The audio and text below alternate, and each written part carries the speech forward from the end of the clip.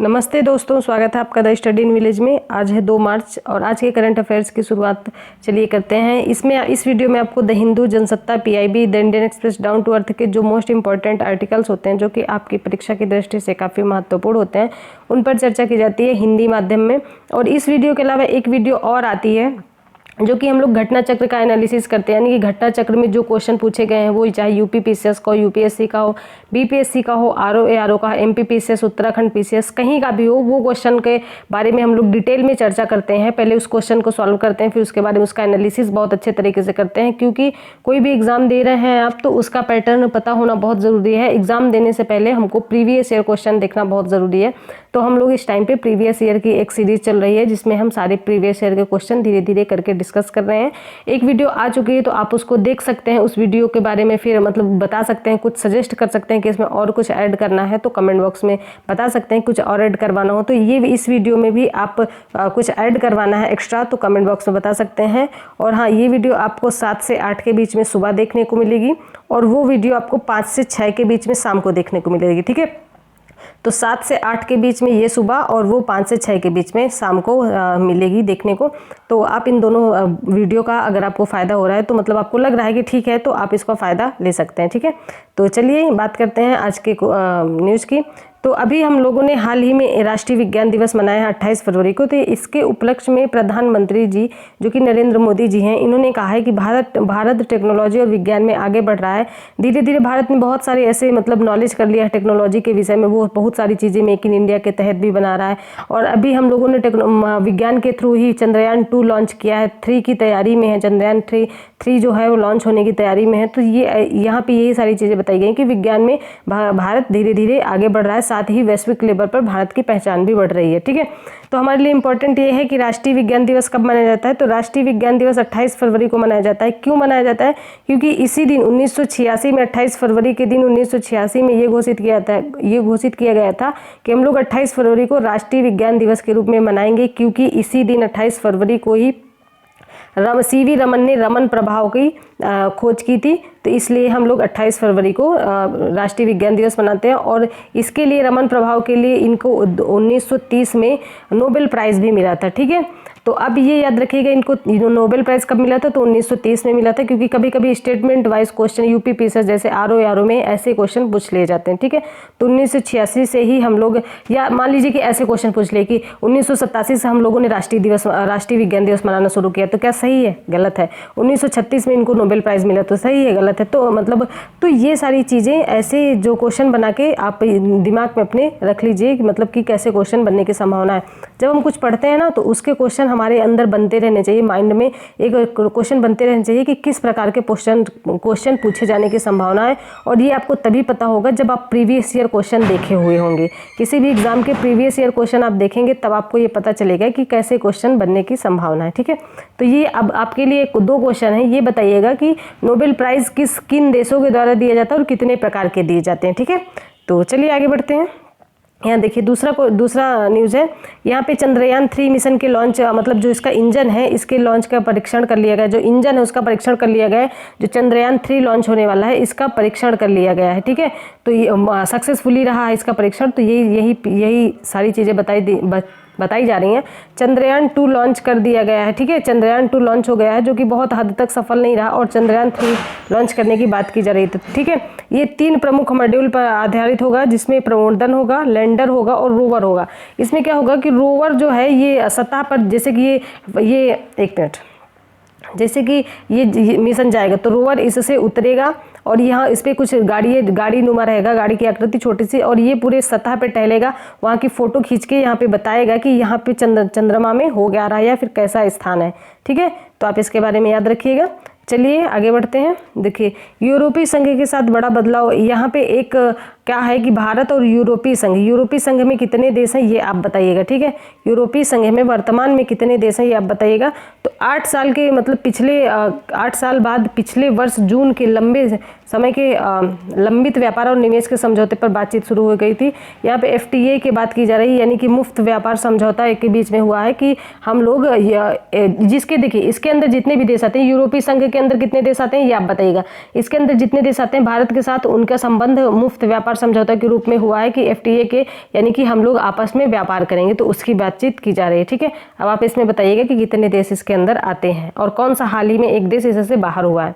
ठीक है, अब ये भी काफ़ी अच्छी है, काफ़ी अच्छी न्यूज़ है। क्या कहा गया है कि प्राथमिक और माध्यमिक स्कूलों में यातायात सुरक्षा से संबंधित पाठ्यक्रम सामग्री जुड़ेगी, यानी कि देश के बच्चों को अब जो प्राथमिक स्कूलों में बताया जाता है तो उनको सड़क से संबंधित सारी चीज़ें भी बताई जाएंगी कि किधर से चलना चाहिए और कितनी स्पीड में चलना चाहिए, कैसे किसी मतलब कितनी स्पीड में चलना चाहिए, कौन सी लाइट मतलब रुकने के लिए या फिर कौन सी लाइट चलने के लिए है, किस लाइट का प्रयोग किया जाता है, लाल रंग का प्रयोग रुकने के लिए किया जाता है तो क्यों किया जाता है, हरे रंग का क्यों नहीं किया जाता, ये सारी चीज़ें आपको मतलब कि पढ़ाया जाएगा। अब सड़क सुरक्षा के बारे में भी, ये जो लाइनिंग होती है इनका मतलब क्या होता है, जैसे कि आप रोड में होती है ना कि ब्लैक कलर की रोड में से सफ़ेद पट्टी बनी होती है, तो इनका मतलब क्या है, तो सारी चीज़ें, स्पीड क्या होनी चाहिए, सारी चीज़ें अब प्राथमिक स्कूल में पढ़ाई जाएंगी, ऐसा कहा गया है। ठीक है, तो चलिए आगे बढ़ते हैं। यहाँ देखिए, यहाँ एक ये न्यूज़ निकल के आ रही है कि प्राथमिक विद्यालय में, गुजरात की न्यूज़ है, इसमें कहा गया है कि प्राथमिक विद्यालय में अब गुजराती लैंग्वेज को भी जोड़ा जाएगा। एक मिनट, प्राथमिक विद्यालय में अब गुजराती लैंग्वेज को भी जोड़ा जाएगा, यानी कि ये कहा गया है कि भाषा को, जो गुजराती भाषा है उसको अनिवार्य कर दिया गया है, क्षेत्रीय में जो शिक्षा दी जाएगी उसमें अनिवार्य कर दिया गया है इसकी भाषा को। तो यहाँ पे यही सारी चीज़ें बताई जा रही हैं कि गुजरात विधानसभा में मंगलवार को आम राय में ये सारी चीज़ें प्राथमिक स्कूलों में अनिवार्य कर दी गई हैं। ठीक है, तो आप इसको ध्यान दीजिएगा, गुजरात की न्यूज़ है। ठीक है, तो चलिए आगे बढ़ते हैं।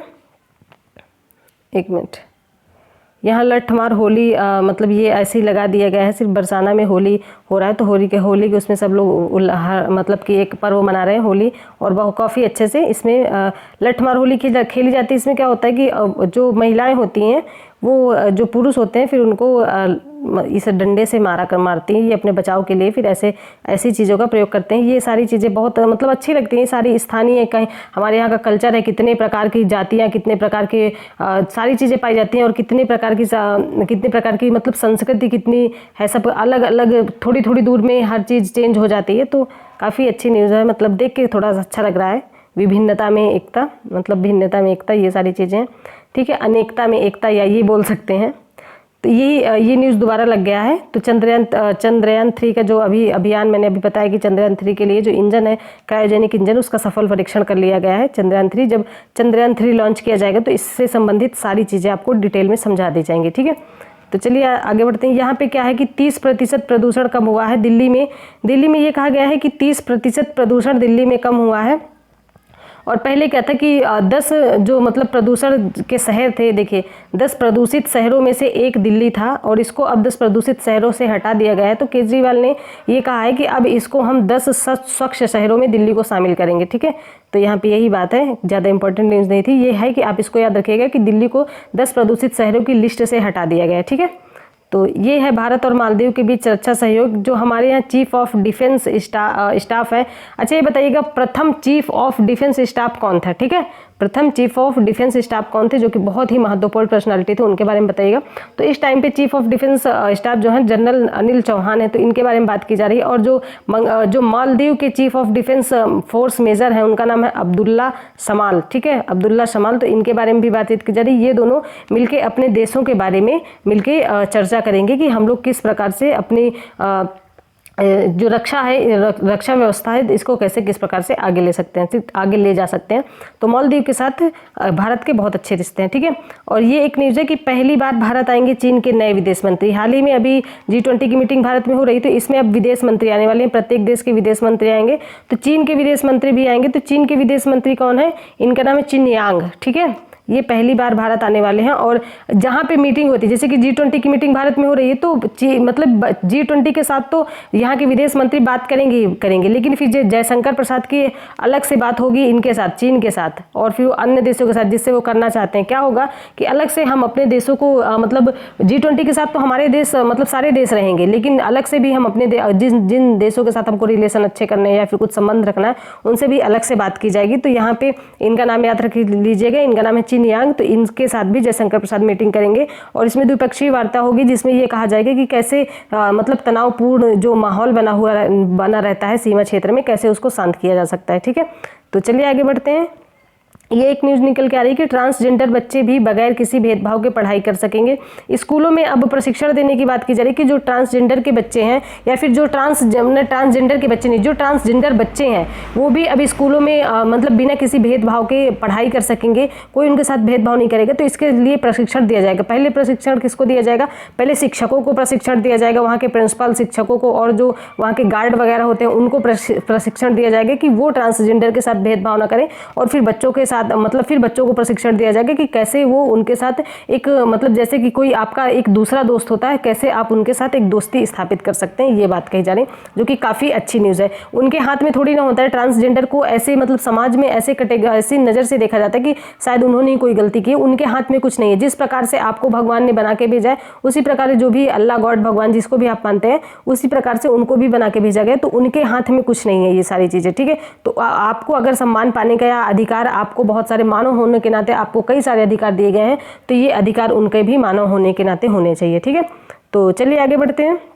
यहाँ पे ऑस्ट्रेलिया के शिक्षा मंत्री भारत पहुँचे। यहाँ के देखिए ऑस्ट्रेलिया के शिक्षा मंत्री भारत पहुँचे हैं और इसमें ये काफ़ी ज़्यादा शिक्षा में मतलब शिक्षा से संबंधित, शिक्षा मंत्री गए हैं तो शिक्षा से संबंधित ही बातचीत होगी। तो शिक्षा में कई सारे कैंपस के बारे में बातचीत करेंगे और जो भी इनकी बातें होंगी कल के न्यूज़पेपर में आएगा तो सारी चीज़ें कवर कर ली जाएंगी।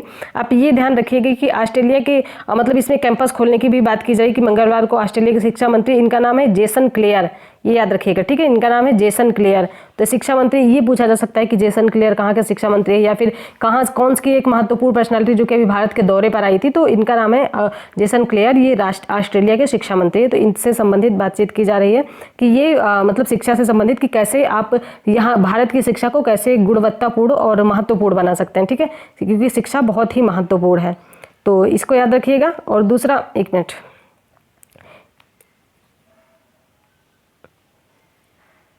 ये है एक दूरसंचार क्षेत्र में भारत को मिला गवर्नमेंट लीडरशिप अवार्ड। तो यहाँ पे बात की जा रही है जो केंद्रीय संचार मंत्री हैं जिनका नाम है अश्विनी वैष्णव, ठीक है।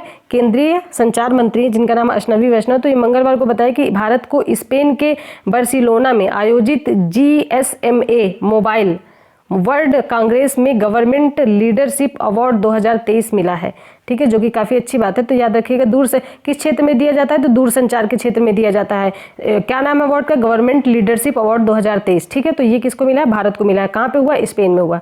तो ठीक है, कितने क्वेश्चन बन गए? पहली बात तो किस क्षेत्र में? तो दूरसंचार के क्षेत्र में। अवार्ड का क्या नाम है? Government leadership award. किस देश को मिला? भारत को मिला। कहाँ हुआ, मतलब किस देश में आयोजित हुआ? तो स्पेन में, ठीक है। तो ये इंपॉर्टेंट न्यूज़ थी। और ये ध्यान रखिएगा कि केंद्रीय संचार मंत्री कौन है? तो अश्विनी वैष्णव है। कभी कभी मंत्री भी पूछ ले जाते हैं। तो ये इंपॉर्टेंट न्यूज़ थी जो आपको बता दी गई है। आई होप आपको वीडियो समझ में आई होगी। और मैंने ये चीज़ बता दिया है कि 2 वीडियो आपकी आती हैं, 1 मिनट, 2 वीडियो आपकी आती हैं। एक वीडियो में आपको करंट अफेयर सुबह देखने को मिलेगी, ये 7 से 8 के बीच में। और दूसरी वीडियो आपको प्रीवियस ईयर क्वेश्चन देखने को मिलेंगे जिसमें कई सारे घटना चक्र में जो जिस भी पेपर के प्रीवियस ईयर क्वेश्चन होंगे उन पर चर्चा होगी, तो बहुत डिटेल में। और ये वीडियो आपको 5 से 6 के बीच में शाम को देखने को मिलेगी, ठीक है। तो आप दोनों वीडियो का फ़ायदा ले सकते हैं। और चलिए ठीक है, अपना और अपने परिवार का ध्यान रखिए। आंसर जरूर दीजिएगा और फिर मैं नेक्स्ट वीडियो में उसका आंसर लगा दूंगी, ठीक है। अपने और अपने परिवार का ध्यान रखिए, अपनी हेल्थ का ध्यान रखिए। मिलते हैं नेक्स्ट वीडियो में। धन्यवाद।